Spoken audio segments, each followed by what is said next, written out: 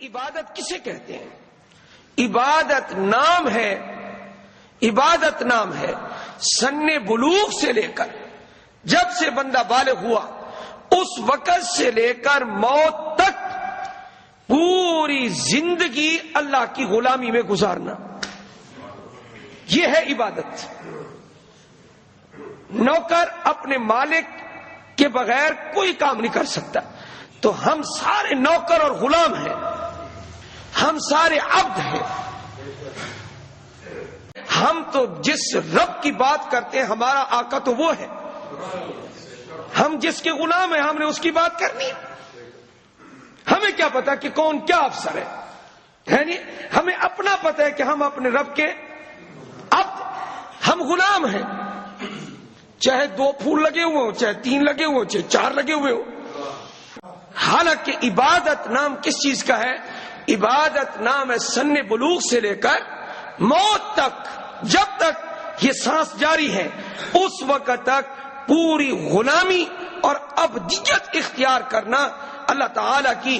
آپ دیکھ لیں کہ حضور اکرم صلی اللہ علیہ وسلم کو حکم کیا ہوتا ہے؟ آپ صلی اللہ علیہ وسلم کو یہ حکم ہوتا ہے، یہ نہیں ہے آپ نماز پڑھتے رہیں۔ کب تک؟ جی حتی یاتی کل یقین، یہ نہیں آیا، بلکہ نماز تو اسلام کا ایک حصہ ہے۔ فرمایا وَاعْبُدْ رَبَّكَ حَتَّى يَأْتِيَكَ الْيَقِينُ، آپ اپنے رب کی عبادت کرتے رہیں، کب تک؟ موت تک۔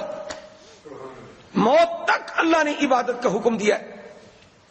یا ایھا الناس اعبدوا ربکم الذی خلقکم والذین من قبلکم لعلکم تتقون،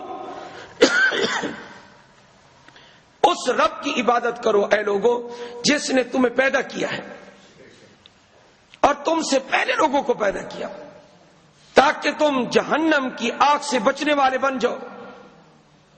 الذی جعل لکم الارض فراشا والسماء بناء، زمین کو بچھونا بنایا جس نے، اور جس رب نے آسمان کو چھت بنایا، وانزل من السماء ماء، اور آسمان سے پانی اتارا، بارش اتاری، اور اس سے پھر لہلہاتے کھیت اور باغات اللہ نے اگائے۔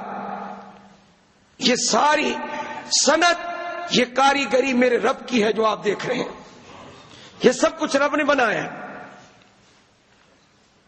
تو بات یہ میں عرض کر رہا تھا کہ عبادت نام ہے کہ 5 وقت کی نماز بھی پڑھیں، اگر حج فرض ہے تو حج بھی ادا کریں، زکوٰۃ فرض ہے تو زکوٰۃ دیں، آپ پر عشر واجب ہے تو عشر ادا کریں، قربانی واجب ہے، صاحب نصاب ہے تو قربانی ادا کریں، صدقۃ الفطر ادا کریں، اور اس کے ساتھ ساتھ آپ اپنے کاروبار میں اپنی مرضی نہ کریں، کاروبار میں حلال اور حرام کا امتیاز رکھیں۔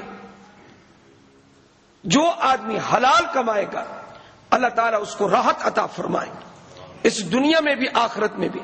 حلال میں برکت ہے، حلال میں طاقت ہے، صداقت میں طاقت ہے۔ جھوٹا آدمی، کھوکھلا آدمی، فراٹی آدمی، ملاوٹ کرنے والا آدمی کبھی اطمینان سے زندگی نہیں گزار سکتا۔ حلال کا ہو، تھوڑا ہو اور برکت والا ہو۔ اکثر دعاؤں میں ہے، نبی اکرم صلی اللہ علیہ وآلہ وسلم نے فرمایا اللہم بارک لنا فیما اعطیتنا، اے اللہ جو تو ہمیں عطا فرمائے اس میں تو برکت عطا فرما دے۔ حضور صلی اللہ علیہ وسلم کی یہ دعا۔ سیدنا عبداللہ بن عباس رضی اللہ تعالیٰ عنہما زمزم پی رہے اور زمزم پیتے ہوئے دعا کیا کر رہے ہیں؟ اللہم انی اسألک علما نافعا ورزقا واسعا وشفاء من کل داء، اے اللہ میں علم نافع مانگتا ہوں تجھ سے، اور رزق حلال مانگتا ہوں، اور ہر بیماری سے شفا کا طالب ہوں۔ یہ حضرت عبداللہ بن عباس کی دعا ہے۔ پھر عبادت کسے کہتے ہیں؟